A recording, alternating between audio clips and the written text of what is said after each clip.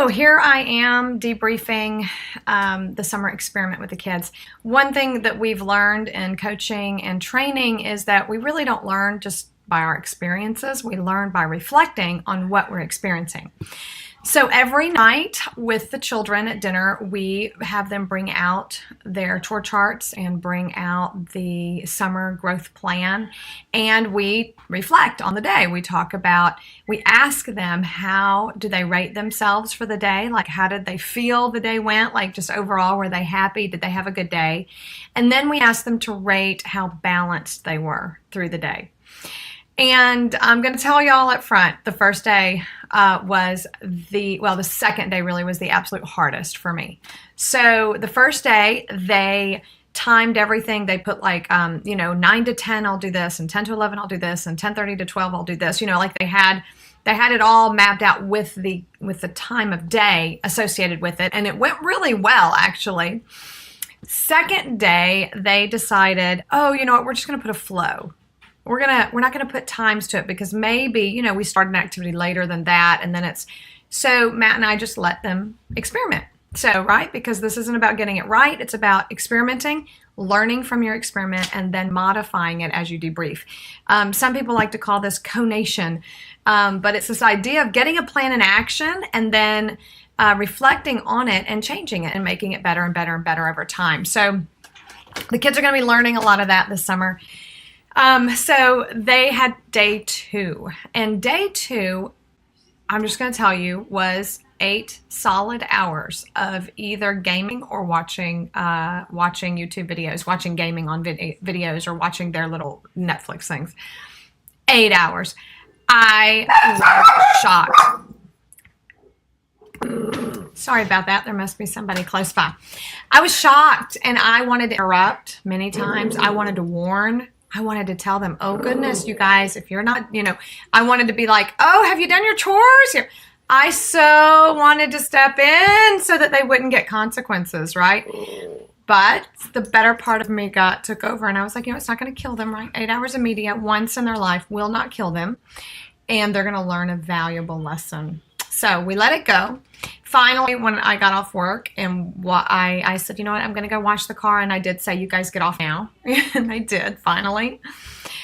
We did our outdoor activities, and they did some of their chores and everything. And then it was dinner, and we evaluated, right? The funniest thing was they gave themselves like a 10 on being balanced, which was just almost comical. So then we pulled out their charts, right? And we had them with a whiteboard, white erase marker, go through and check off all the chores that they had done that they're supposed to do to earn media. And they lied. Can you believe it? They actually said they did all these chores.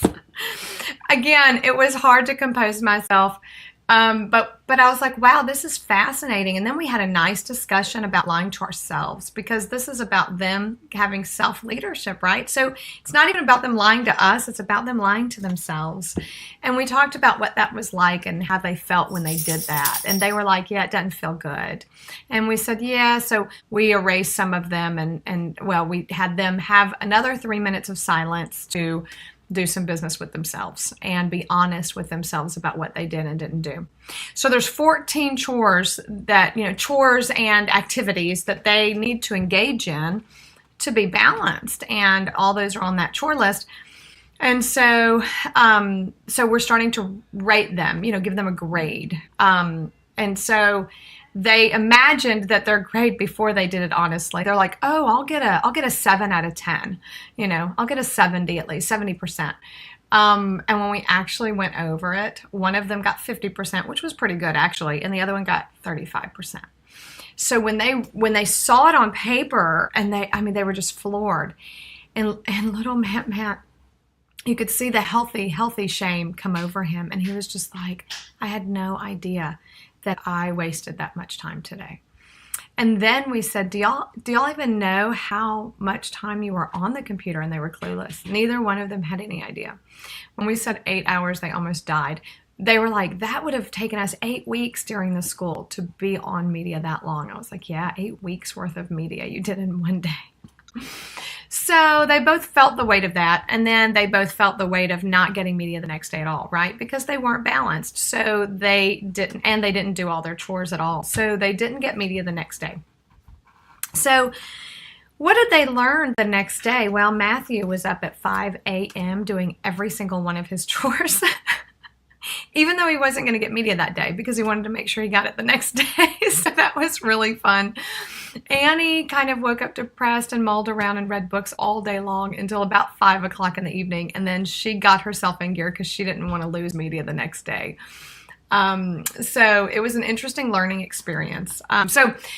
Today they've been much more balanced, and here are some of the lessons and the modifications that we're having to the plan that they've come up with for themselves to help themselves do better self-leadership. So the first one is they needed visual timers.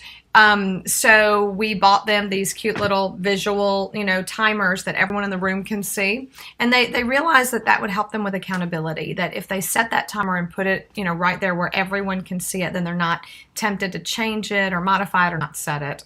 So we've implemented the visual timers.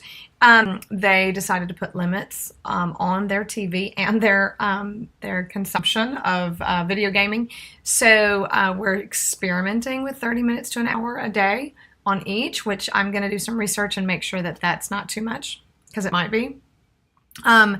They might have to choose between either video gaming or TV for an hour that day, because, I just don't know what the healthy limits are. So I'll be looking into that.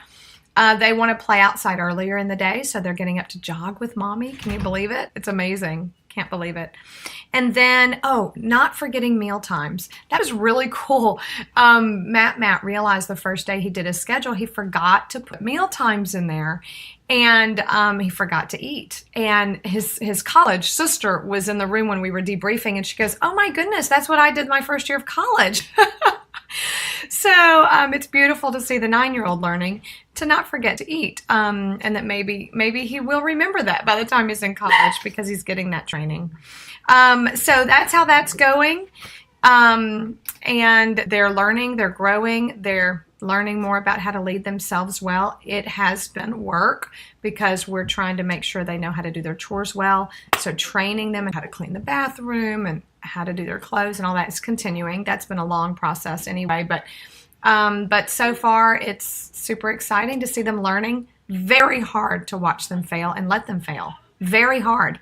But they learned so much from that one day, and the price hopefully wasn't too bad right now. Whereas if they haven't learned that, if they're not learning that now, think about an adult who spends weeks or months or develops an addiction before they realize that that's too much and they need to autocorrect. So hopefully giving them chances to learn what overdoing it is and how do you respond and how do you repair and how do you kind of compensate for that. So anyway, that's the experiment so far. Not easy, but really fruitful. So yeah, if you're doing the experiment, let me know, or if you're doing anything like it, feel free to let me know and post a video or comment or email. Talk to you later.